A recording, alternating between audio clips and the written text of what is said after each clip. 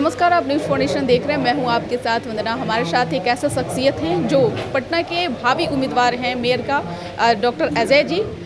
स्वागत है आपका न्यूज़ जी फाउंडेशन बहुत में। बहुत धन्यवाद। आज परशुराम जयंती है और क्या कुछ कहेंगे, क्या संदेश देना चाहेंगे? सबसे पहले तो मैं मानव रूप में विष्णु के अवतार, यूँ कहिए पहले अवतार मानव रूप में परशुराम जी को नमन करता हूँ। और मैं जनमानस से ये निवेदन भी करता हूँ कि उनके अंदर जो बातें आई उसके तह में जाने की ज़रूरत है और उसी प्रकार करने की ज़रूरत है। मानव रूप में पहले अवतार और आज तक उनका अस्तित्व है, कारण कि हर युग में भगवान विष्णु का अवतार होता रहा है और बुराइयों का अंत करने के लिए ही होता रहा है। और अभी कलयुग में भी जो कल्कि अवतार होना है उसको भी शक्तियाँ प्रदान करने के उद्देश्य से भगवान परशुराम अभी जीवित अवस्था में हैं, तप कर रहे हैं। तो वैसे लोगों को कहा जाता है कि 21 बार क्षत्रियों का विनाश किया है भगवान परशुराम ने, समाप्त किया है। लेकिन उसके अंदर में आप जाते हैं तो भगवान परशुराम तो भगवान विष्णु के अवतार हैं, उनका कार्य तो बुराइयों का समाप्त करना था।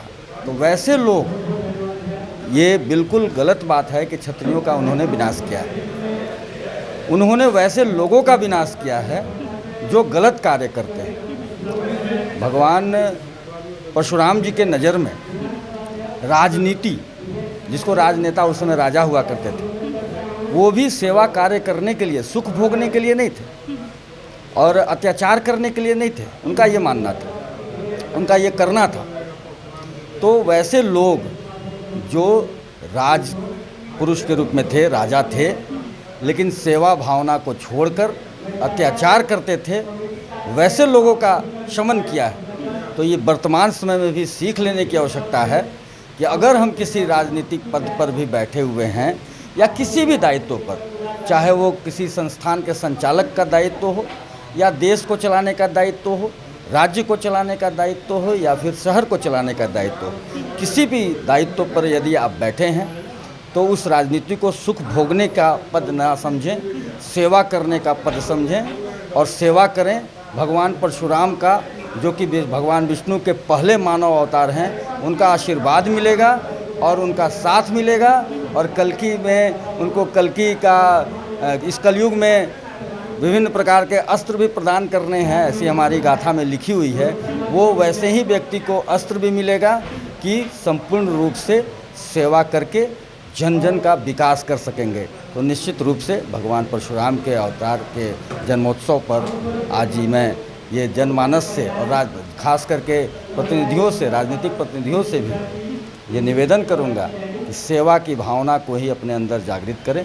निश्चित रूप से भगवान परशुराम का आशीर्वाद मिलेगा और हमारा समाज जो है विकास करेगा। जब समाज विकास करता है तो राष्ट्र भी विकास करता है। डॉक्टर साहब, अगर बात करें अन्य जयंतियों का तो बड़े ही भव्य तरीके से मनाया जाता है। क्या आप चाहते हैं कि आगे चल कर के परशुराम जयंती जो है और भी बड़े धूमधाम से निश्चित रूप से, बड़े पैमाने पर मनाई जाए? निश्चित रूप से भगवान परशुराम का विभिन्न राज्यों में बहुत बड़े बड़े भव्य मंदिर भी हैं।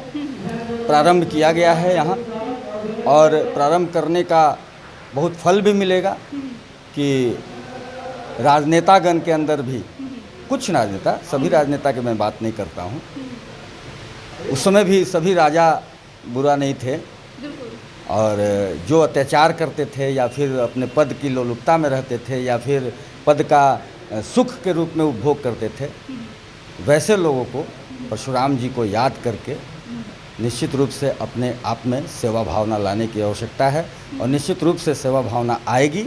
और परशुराम जयंती का महत्व बहुत है और निश्चित रूप से ये परशुराम जयंती जो मनाया जा रहा है तो ये कहीं ना कहीं राजनीति में भी चेंजिंग लाने का कार्य करेगा और लोग, सभी राजनेताओं के बीच में अंतर मन में ये बातें आएंगी कि हम लोगों को सेवा भावना से ही कार्य करना है, तभी तो विकास होगा। बिल्कुल। डॉक्टर साहब, आप एक उम्मीदवार के तौर पे खड़े हैं और आपके पास चुनौतियां बहुत है, क्योंकि हाल के दिनों में मेयर का चुनाव होने वाला है, तो उस चुनौती को कैसे स्वीकार कर रहे हैं? चुनौती तो है ही नहीं, क्योंकि मैं तो जिस दायित्व में रहा हूँ, चाहे आयुष मंत्रालय के दायित्व में रहा हूँ, चाहे शिक्षक संचालन के दायित्व में रहा हूँ, या फिर एक चिकित्सक के दायित्व में रहा हूँ, तो मैंने अपनी हर कार्य को बहुत ही कर्मठता से निभाया। चिकित्सा के तो पेशा में ही सेवा निहित है, तो सेवा तो मेरे संस्कार में।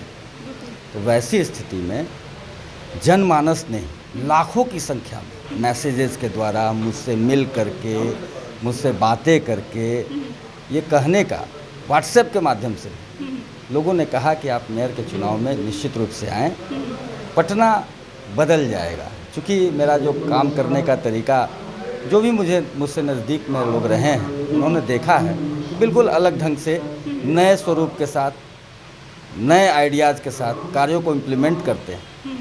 तो जनमानस लाखों की संख्या में हमारे साथ हमें बोला, तभी तो मैंने मन भी बनाया मेयर के चुनाव में आने का। तो जब लाखों की संख्या में जनमानस का ही आशीर्वाद है, तो फिर चुनौती है कहाँ? सोचना तो उन्हें है जिन्होंने क्या कार्य किया या फिर क्या नहीं कर सकते हैं, नहीं कर पाए। जनता आपके साथ है? जी बिल्कुल, जनता ही साथ है, तो फिर सोचना नहीं। बहुत बहुत धन्यवाद सर समय देने के लिए। तो आप सुन रहे थे कि क्या कुछ कह रहे थे डॉक्टर